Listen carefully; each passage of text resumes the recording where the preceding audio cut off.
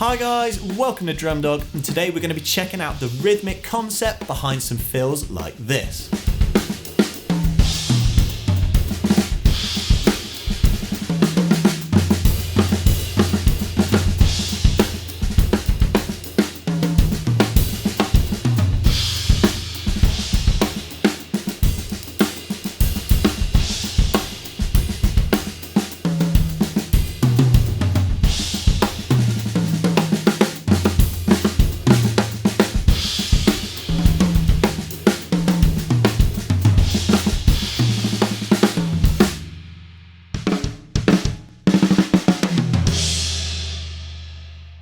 Now, quite often as drummers, when we play fills, that's one of our most creative times to really express ourselves and play a few more drums and let loose a little bit. But I don't know about you guys, I often find myself leaning on some of the more obvious rhythmic notes a little bit more than the others. And the result can make some fills that aren't necessarily as exciting as they could be. So today we're going to be checking out a little concept to move that emphasis over onto some less obvious notes and challenge our internal clock in the process. Now the concept is pretty simple. We're going to be working in 16th notes here, and all we're going to do is drop off every single of the really important quarter notes. So instead of 1 E and a, 2 E and a, 3 E and a, 4 E and a, we're going to be dropping off all of those big numbers to just give ourselves E and a, E and a, E and a, E and a 1. Now this could be compared to a phrasing concept where if we hear that rhythm on its own, it just sounds like 1 E and, 2 E and, 3 E and, etc. But we're not. We're pushing that first note out to the E instead of the quarter note to fill in those gaps around the quarter. So with my foot stepping on the quarter, this is the full result that we get.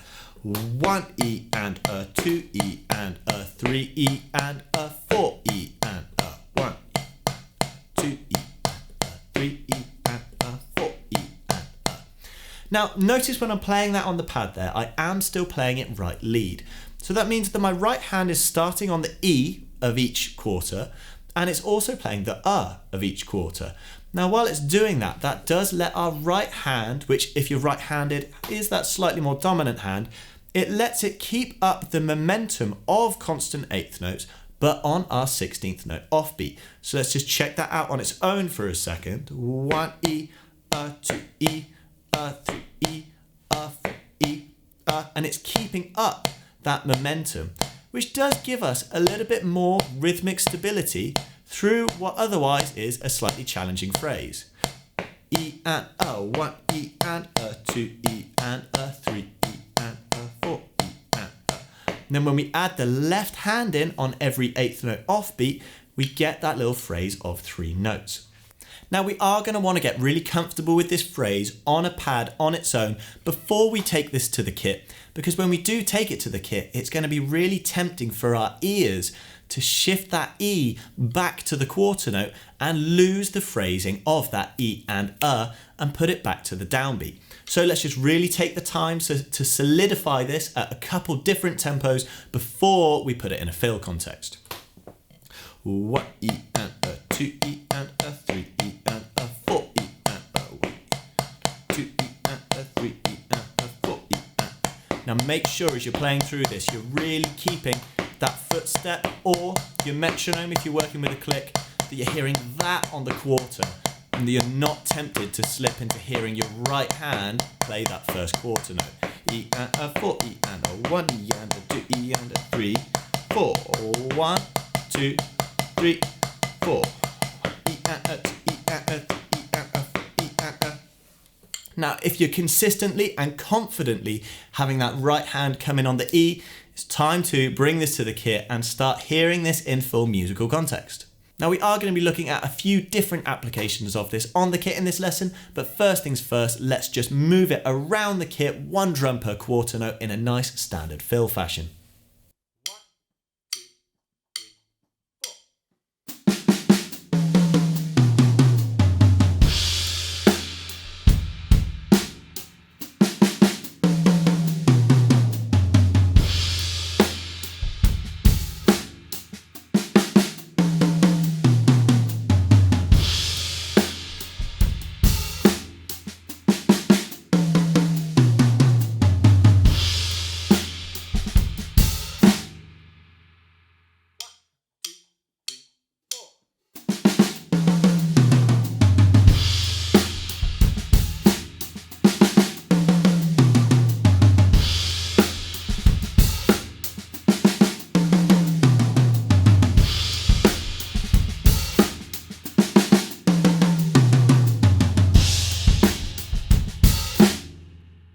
Now it is worth noting that as we're playing this E and pattern right lead, we are going to be coming out on our left hand on that beat 1 on our crash. So make sure you're really confident with that left hand and that there's no flamming between the crash and your foot on the bass drum.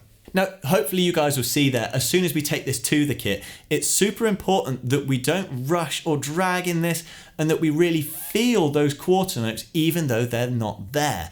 That's why this whole concept tests your rhythmic stability and internal clock quite so much. Now in those examples, I was spelling out that quarter note by playing them on that left foot, just so you guys could really stick with me rhythmically and we could hear where that was going. But remember, that's not essential at all. And it does add to the challenge of it a little bit. So feel free to keep those quarter notes completely on the inside. We can hear them silently. Now, in this next kit example here, we're going to keep moving around the kit, but we're going to up the ante a tiny bit by bringing the bass drum into the mix. Now our bass drum is going to be accompanying a ride cymbal on the third hit in each phrase. So that means our ride cymbal is going to be pulling out the We're going to be going 1 E and E and E and E and 1. Now with that ride cymbal pushing the that really does give this a little bit more rhythmic intricacy, and it's pulling out that as an accent on each one, just leaning on what we often hear as a 16th note push. Now this one is especially difficult to not hear that ride cymbal as a quarter note, so really do keep that quarter note in your mind as coming just after that ride, as I'm going to keep spelling out here on that stepped hi-hat.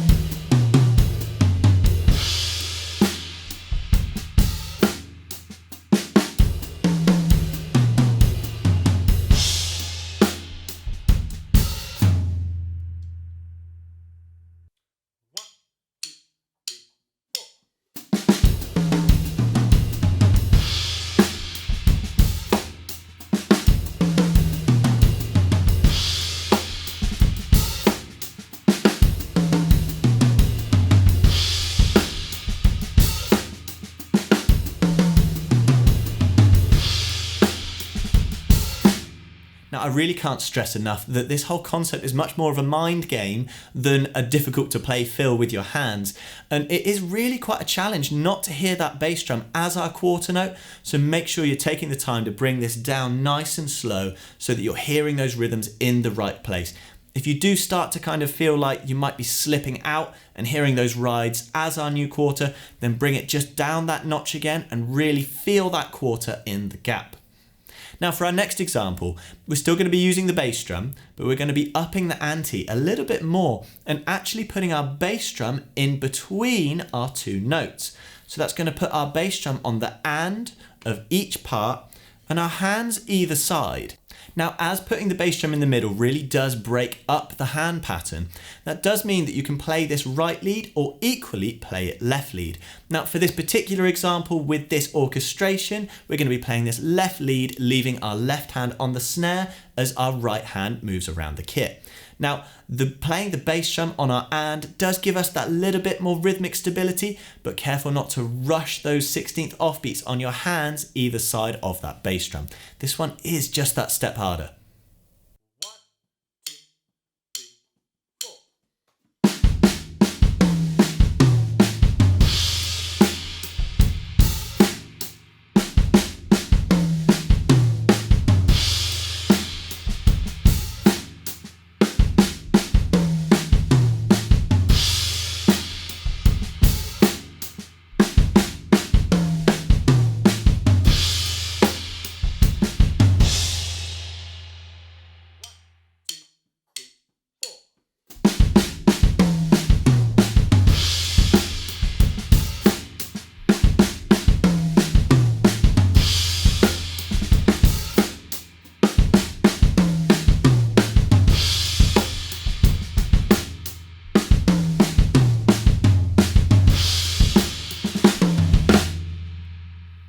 Now you can really start to hear how rhythmically spicy this is really getting, and it does pull our ear away from the quarter note being where we actually know it is.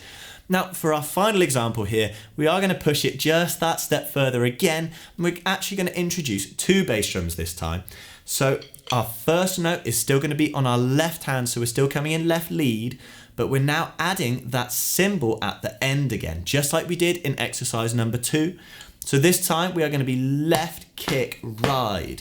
So that's 1 E and E and E and E and 1. Now you'll notice as I come back round to beat 1 there, that is 4 notes down on the bass drum. So be careful not to push this one too fast so we're not tripping over ourselves and we got all of those notes down on the bass drum at the end.